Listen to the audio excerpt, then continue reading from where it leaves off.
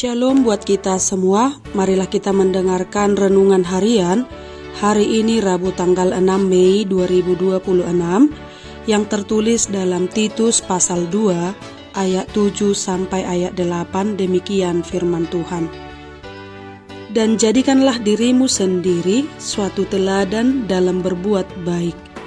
Hendaklah engkau jujur dan sungguh-sungguh dalam pengajaranmu, sehat dan tidak bercela dalam pemberitaanmu, sehingga lawan menjadi malu, karena tidak ada hal-hal buruk yang dapat mereka sebarkan tentang kita. Demikian firman Tuhan.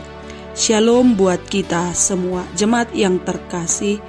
Balas dendam terbaik bagi orang yang menghina, memfitnah, dan menjelekkan kita bukanlah dengan membalaskan hal yang sama atau membalaskan kejahatan dengan kejahatan, tetapi dengan menunjukkan versi hidup kita yang terbaik, hidup yang benar, sikap yang baik, dan teladan yang nyata, sehingga pada akhirnya mereka menjadi malu karena tidak menemukan hal buruk seperti yang mereka katakan.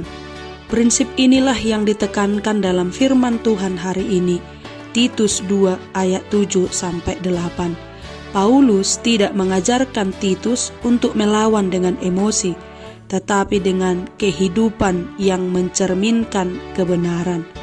Jemaat yang terkasih, surat ini ditulis oleh Rasul Paulus kepada Titus. Titus adalah seorang pemimpin muda yang melayani di daerah Kreta, tempat yang dikenal dengan kehidupan moral yang rusak dan penuh tantangan.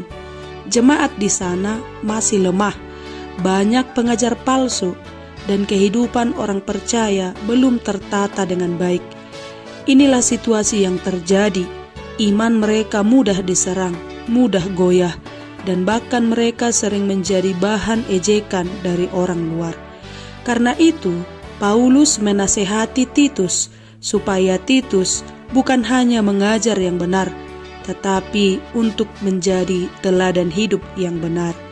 Ayat ini diucapkan karena Paulus tahu ketika hidup tidak sesuai dengan ajaran, maka iman akan mudah dipermalukan.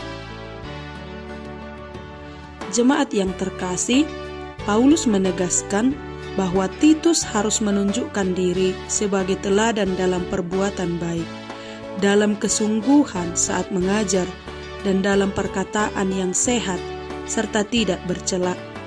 Hidup dan perkataan harus selaras. Tujuannya bukan untuk mencari pujian, tetapi supaya tidak ada celah bagi orang lain untuk menuduh atau memfitnah.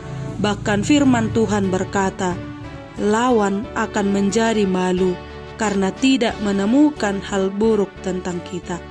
Artinya, kehidupan yang benar adalah jawaban paling kuat terhadap segala tuduhan. Ketika kita disalahpahami, difitnah, atau diperlakukan tidak adil, jangan cepat membalas dengan cara dunia. Tunjukkan hidup yang benar.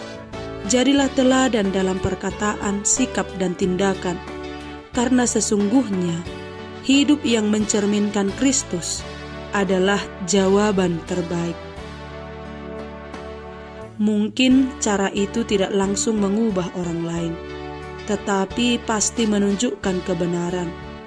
Maka mari kita hidup dengan integritas, sehingga melalui hidup kita, orang lain tidak menemukan kejahatan, tetapi justru melihat Kristus yang hidup di dalam kita.